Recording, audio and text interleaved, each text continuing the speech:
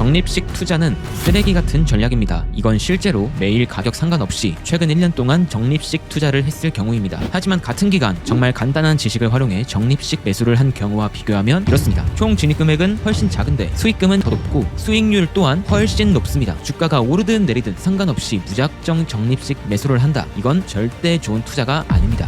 투자의 본질은 미래에 더 높은 가치를 기대하며 싼 가격에 내 자산을 투입하는 행위입니다. 그런데 왜 많은 사람들이 가격 상관없이 하는 적립식 투자를 찬양하고 있을까요? 많은 전문가들이 매달 적립식 투자를 하면 돈을 벌 수 있다고 합니다. 맞는 말입니다. 인덱스 펀드에 매일 꾸준히 적립식 투자를 한다면 수익이 날 가능성이 높습니다. 인플레이션을 비롯해 미국 기업은 우상향할 가능성이 매우 높으니까요. 하지만 이건 남들과 같은 속도로 가는 겁니다. 오늘은 남들과 같은 돈으로 남들보다 더 빠르게 가는 방법을 알려드릴 겁니다. 딱 10분 동안 단 3가지로 끝내드릴게요. 첫 번째, 남들이 하는 적립식 투자를 하면 안 되는 이유. 두 번째, 남들보다 무조건 앞서 나가는 방법. 세 번째, 나스닥 차트로 보는 실제 투자 전략. 우선 신뢰를 드리기 위해 제 소개부터 하겠습니다. 한 달간 진행되는 트레이딩 대회에서 수차례 1위 수상, 전 세계 1억 명이 사용하는 트레이딩뷰에서 개최한 투자 아이디어 대회 글로벌 4위, 2024, 2025, 2026 트레이딩뷰 선정 에디터즈 분석가, 마지막으로 개설 후 약 8개월 만에 구독자 10만 명을 달성한 투자 방법론 유튜브 채널을 운영하고 있는 쉬발남입니다. 적립식 투자 왜 하면 안 될까요? 아니 정확히는 왜 아무 생각 없이 하면 안 될까요? 실제 데이터를 보면서 말씀드려 볼게요. 나스닥 지수를 추정하는 ETF인 QQQ 차트의 데이터를 한번 보겠습니다. QQQ는 적립식 투자에서 사람들이 가장 많이 활용하는 종목입니다. 제가 직접 백테스팅하고 나온 검증된 데이터인데요. 이 데이터를 보면 답이 나옵니다. 자, 이건 최근 1년간 아무 조건 없이 매일매일 매수를 한 데이터예요. 그리고 간단한 비교 예시로 같은 기간 동안 4시간봉 202평 밑에서만 매수하겠다라는 정말 간단한 조건만 추가한 결과입니다. 조건을 추가한 경우가 총 매수 금액은 더 낮은데 수익금은 더 높고 매수 평균 단가도 더 좋습니다. 그죠? 근데 이게 혹시 장 상황 때문인가 싶어서 기간을 늘려 2년, 3년, 4년, 5년 다 비교해 봤어요. 모두 비슷한 금액을 매수했다라는 가정하에 간단한 조건을 하나 추가한 경우가 압도적으로 수익률과 수익금이 좋았습니다. 남들이 다 하는 적립식 매수의 수익률을 정말 간단한 조건 하나로 박살을 낸 겁니다. 적립식 투자가 나쁘다라는 게 절대 아닙니다. 기준이 없는 투자가 나쁜 거예요. 매달 날짜만 보고 사는 것과 가격의 흐름을 보고 판단해서 사는 것 둘 다 적립식 투자예요. 하지만 결과는 완전히 다릅니다. 아까 보여드린 것처럼 총 매수 금액은 비슷한데 수익금은 훨씬 더 높게 나옵니다. 평소에 현금 유동성도 보유하면서 변수에 대응하며 하락장에서 더 많이 담고 고점에서는 매수를 하지 않는 유연한 전략입니다. 같은 돈으로 같은 시장에서 더 많이 버는 사람이 무조건 있다는 뜻이에요. 자, 그러면 지금까지 왜 남들이 다 하는 기준이 없는 적립식 투자를 하면 손해인지 알았습니다. 그럼 이제부터는 정확히 어느 자리에서 사야 하는지를 실전으로 넘어가 볼 거예요. 딱 집중해서 봐주세요.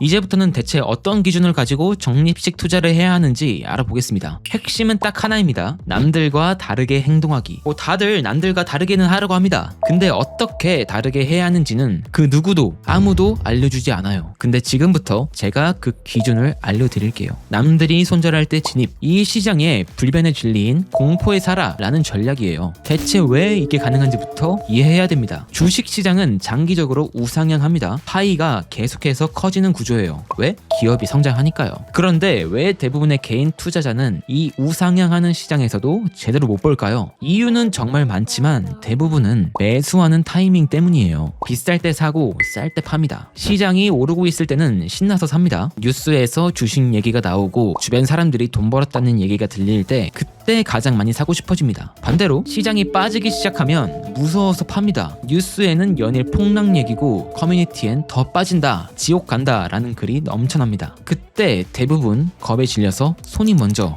매도 버튼을 누릅니다. 결과적으로 비싸게 사서 싸게 파는 거예요. 그 싸게 팔린 물량을 과연 누가 받았을까요? 바로 지금부터 말씀드릴 기준이 있는 사람들이에요. 같은 시장, 같은 기간, 행동만 달랐을 뿐입니다. 자, 간단하게 예시를 들어볼게요. 평소에 10만원짜리 물건이 행사를 하며 반값에 팔고 있어요. 그때 사람들이 어떻게 할까요? 줄을 서겠죠. 새벽부터 기다립니다. 근데 주식시장에서 가격이 하락하며 반값 세일이 열리면 반대로 사람들은 줄지어서 나갑니다. 왜 그럴까요? 세일 행동 상승세는 언제 끝날지를 알고 있으니까요. 하지만 주식시장의 하락은 바닥이 어딘지 모르니까 무서워서 나가는 겁니다. 이게 바로 여러분들한텐 기회입니다. 공포의 매도 물량을 기준을 가진 사람이 담아내는 구조, 시장은 항상 이렇게 작동해 왔습니다. 자, 실제로 어떤 일이 벌어지는지 예를 들어서 한번 말씀드려 볼게요. 나스닥이 20% 빠졌다고 가정해 볼게요. 이럴 때 뉴스는 매일 폭락 얘기가 나옵니다. 직장 동료는 나 다 손절했어 라고 합니다. 커뮤니티에서는 더 빠진다, 바닥이 어딘지 모른다 라는 글이 넘쳐납니다. 바로 이 순간이 어떤 사람들한테는 1년에 한 번 올까 말까 하는 세일 기간이에요. 근데 대부분의 사람들은 이 타이밍에 살 현금이 없습니다. 이미 고점에서 매달 꼬박꼬박 다 써버렸으니까요. 자, 여기서 첫 번째 주제에서 제가 얘기한 유동성이 연결됩니다. 현금을 들고 기다리고 있어야 공포에 진입할 수 있습니다. 무조건 꾸준히 사는 전략이 아니라 고점에서는 매수를 멈추고 하락 구간에서는 더 많이 담는 구조, 이게 바로 기준이 있는 적립식 투자입니다. 자, 그렇다면 기준이 되는 구간이 어디인지, 사람들이 공포에 떠는 구간이 어디인지 어떤 기준으로 판단을 해서 진입하는지가 문제겠죠. 감으라는 게 절대 아닙니다. 명확한 기준이 있습니다. 그 기준점이 바로 개미들의 유동성이 모이는 구간, 즉 스탑헌팅 구간입니다. 스탑헌팅이 무엇인지 들어본 사람도 있을 것이고 처음 들어보는 사람들도 있을 겁니다. 단순한 분석이 아니에요.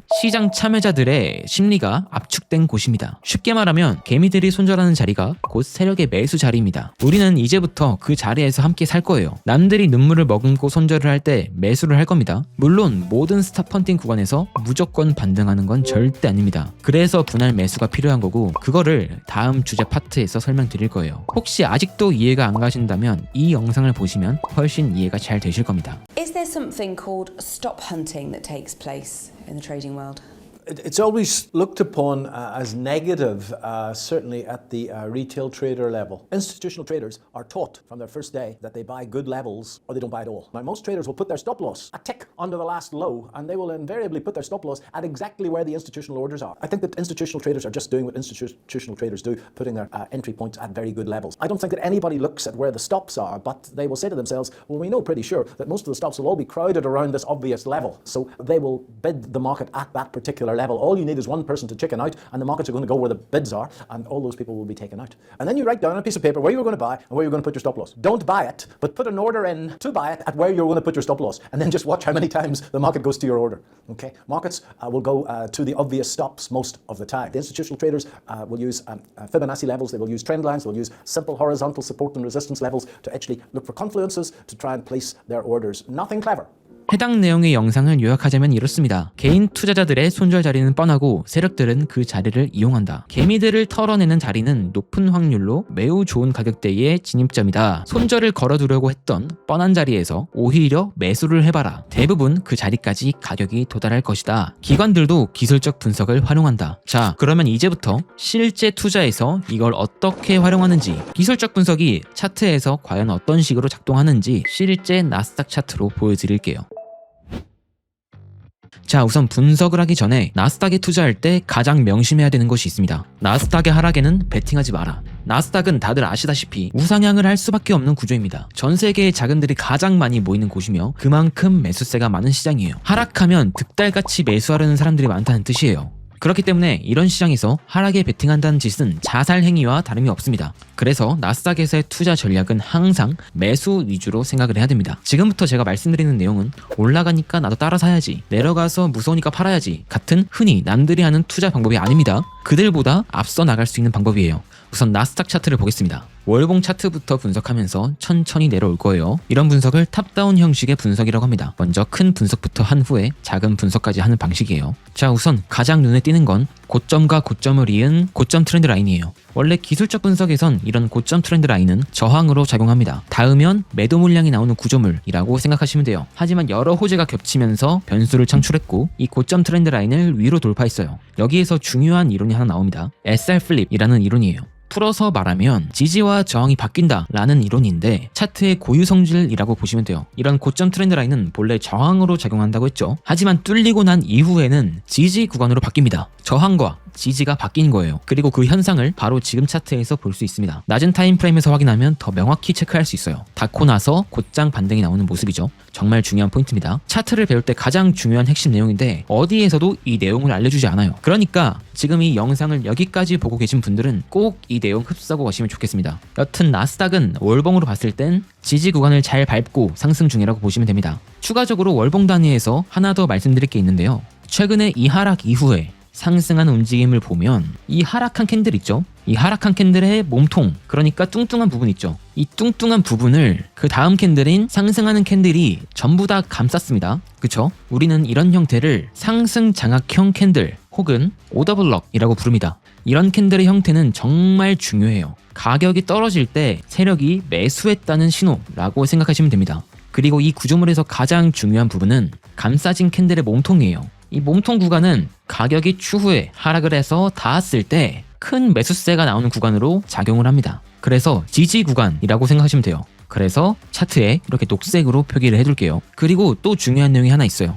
FVG라는 구조물입니다. 이름은 어렵지만 정말 단순한 녀석이에요. 3개의 캔들 사이에 빈 공간을 뜻하는 구조물입니다. 이 구조물도 최근 차트에서 발견이 됐어요. 어디냐면 오더블럭이 발생한 이후 이렇게 3개의 캔들 사이에서 FVG가 발생을 했습니다. 이 구조물에서 명심할 건 꼬리까지 전부 고려해야 한다는 점이에요. 이 3개의 캔들에서 중간 캔들을 제외한 양옆에 캔들 있죠? 이 캔들들의 꼬리, 이 꼬리 부분을 제외한 나머지 부분을 체크하면 됩니다. 이런 식으로 공간이 형성이 되겠죠. 이렇게 텅 빈 공간을 우리는 FVG라고 합니다. 이 공간은 대체 뭐냐? 세력이 가격을 급하게 올리면서 발생한 괴리 같은 거예요. 그래서 지금 우리가 유추할 수 있는 건 다음번에 가격이 이 FVG 구간까지 하락하게 된다면 세력이 다시 매집을 할 수 있겠구나 하는 거를 생각해 볼 수 있다는 거예요. 그럼 이것도 당연히 매수세로 작용할 수 있고 지지 구간으로 작용할 수 있습니다. 받쳐주는 돈들이 있다는 뜻이니까요. 그래서 월봉 단위에서 확인했을 땐 나스닥은 떨어지더라도 추후에 하락을 하더라도 매수세가 들어올 구간이 아래에 명확히 있다는 거예요. 이해하시겠죠? 그럼 이제 더 낮은 타임프레임으로 가볼게요. 나스닥 주봉 차트입니다. 주봉에서 보니까 여기에 닿고 나서 즉각적으로 반등해준 모습을 명확하게 확인할 수 있겠죠. 지지 구간으로 잘 작용했다는 뜻입니다. 그죠? 그렇다는 뜻은 대부분의 트레이더들이 여기에서 많이 매수를 했을 가능성이 높아요. 그리고 그들은 지지를 받았던 이 구간에다가 스탑로스를 설정했을 가능성이 매우 높아요. 높은 확률로 가격이 다시 하락을 해서 여기를 뚫어준다면 손절할 가능성이 높다고요. 그래서 이 저점을 깨버리면 매도세가 많이 나올 거예요. 그죠? 손절은 곧 매도니까요. 그리고 지지였던 구간이 깨지게 되니까 이 고점 트렌드 라인 이런 걸 우리는 그냥 구조물이라고 하는데 이 구조물에 대한 실망 매물도 나올 겁니다. 같이 나와요. 그래서 가격이 하락을 한다면 이 부분에서는 트레이더 그리고 개미들이 다 손절한다는 뜻이에요. 단기 트레이딩을 하는 사람들을 말하는 거예요. 하지만 이거는 큰 손들, 그러니까 세력들이 의도하는 바와 같아요. 만약에 세력이 지금 물량을 더 모으고자 한다면 의도적으로 이 저점을 깨버릴 겁니다. 왜? 깨버리면 매도 물량이 나오니까 나한테 물량을 팔아줄 사람들이 많이 나오니까 의도적으로 깰 수 있다는 거예요. 그러면서 나오는 매도 물량들을 다 흡수하고 나서 그러고 나서 가격을 다시 반등시킬 겁니다. 그러면서 이 과정에서 뭐 오더블럭을 다시 만들던지 아니면 뭐 FVG를 만들던지 꼬리가 긴 캔들을 형성하던지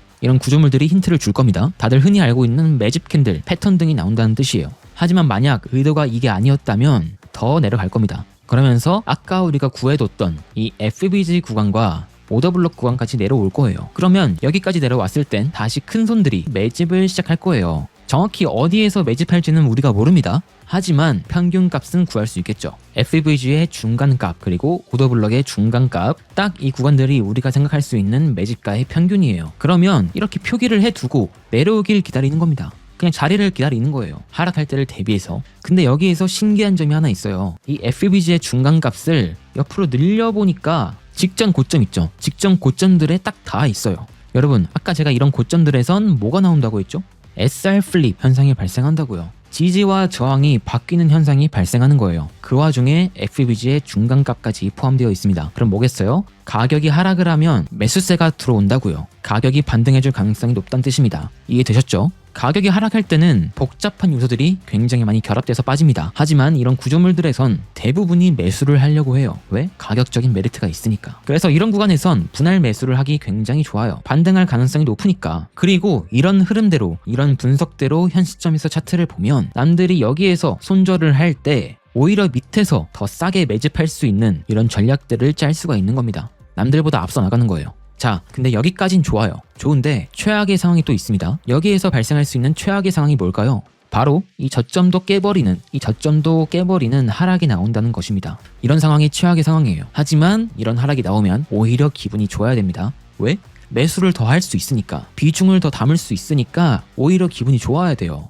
근데 그러려면 어떻게 해야 돼요? 이 현금 유동성이 있어야 된다는 거예요. 달러든 원화든. 그래서 이 최악의 상황도 같이 한번 고려를 하면서 현금 유동성을 쌓아둬야 한다는 겁니다. 그래서 사실 주봉 단위에서 보면 남들이 손절할 때 한번 매집하고 FVG 닿을 때 세력이 매집할 때 한 번 더 매집을 하고 더 하락을 해서 오더블럭까지 내려와 버리면 세력이 매집을 할 때 다시 한번 따라서 매집을 하고 이 저점도 깨버리는 최악의 상황이 나올 때 여기에서 한 번 더 매집을 하는 게 굉장히 영리한 선택이다 라는 겁니다. 물론 사람에 따라 투자 스타일이 다를 수 있고 잘하는 투자 스타일이 있을 겁니다. 누구는 뭐 매일매일 자동 매수를 하는 게 좋을 수 있고, 누구는 뭐 한 달마다 자동 매집을 하는 게 좋을 수 있고, 또 누구는 현금을 모아뒀다가 하락할 때 한 번에 매집하는 게 좋을 수 있어요. 다 좋아요. 다 좋은데 제가 말씀드리고 싶은 건 이러한 중요한 구조물마다 비중을 평소보다 조금 더 담아도 괜찮다는 겁니다. 의미가 있는 자리니까요. 자, 생각을 한번 해보세요. 지금 같은 가격대는 사실 크게 매수할 근거는 없거든요. 단기 트레이딩을 하시는 분들을 제외하곤 굳이 매수를 많이 할 필요가 없는 자리라고 보여집니다. 그래서 뭐 적립식 투자를 하시는 분들은 알아서 잘 균일하게 하시면 되고요. 근데 그러다가 만약에 가격이 하락을 해서 이런 중요한 구조물들이 닿아준다면 그때는 비중을 조금 더 담아야겠다라는 매수 전략을 짤 수 있는 거죠. 투자를 하든 트레이딩을 하든 전략적으로 접근해야 된다는 겁니다. 우리가 트럼프의 속내를 정확히 예측할 수도 없고 케빈 허쉬의 속내를 정확히 예측할 수도 없어요. 차트도 마찬가지고요. 그저 현재 발생한 상황에 대해서 대응할 수 있는 것밖에 없습니다. 그렇기 때문에 저는 지금 가정을 하는 거예요. 만약에 하락을 한다면 이라는 가정을 해서 하락하면 이런 식으로 대응하면 되겠다 라는 전략을 짜는 겁니다. 그러니까 나스닥이 하락할 것이다 라는 말이 아니라는 거예요. 아시겠죠? 자, 실전 나스닥 차트 분석은 여기까지입니다. 시장은 살아 움직이는 유기체와 같습니다. 시장의 방향성을 예측해서 베팅하는 형식의 투자, 트레이딩은 도박이에요. 앞으로 나올 수 있는 방향성에 대해서 대응하는 것, 대비하는 것이 올바른 투자와 트레이딩이에요. 이 시장에서 그 누구도 믿지 마시고 그 누구도 함부로 따라해서는 안 됩니다. 본인의 실력과 통찰력을 키워서 스스로 투자할 수 있는 능력을 길러야 돼요. 저는 이 유튜브에서 거시경제와 기본적 분석은 다루지 않을 겁니다. 솔직히 말해서 다른 사람들에 비해 자신이 없으니까요. 하지만 시장이 형성하는 이 차트에 대한 부분, 기술적 분석에 대한 부분, 단기 투자, 중장기 투자, 장기 투자에 대한 부분, 전반적인 부분에서 어떻게 흐름을 잡고 가야 하는지는 이 유튜브에 앞으로도 계속 올려드릴 거예요. 그러니까 거시경제는 다른 유튜브를 통해서 공부하세요. 하지만 그 이후에는 실제 차트에 대해 어떻게 대응할지는 제 유튜브를 통해서 공부하시면 되겠습니다. 그럼 앞으로도 퀄리티 있는 인사이트와 여러분들의 방향성을 같이 설계할 수 있는 영상으로 찾아뵙겠습니다. 꼭 구독과 좋아요 눌러주시고 같이 따라와 주시면 감사드리겠습니다. 감사합니다.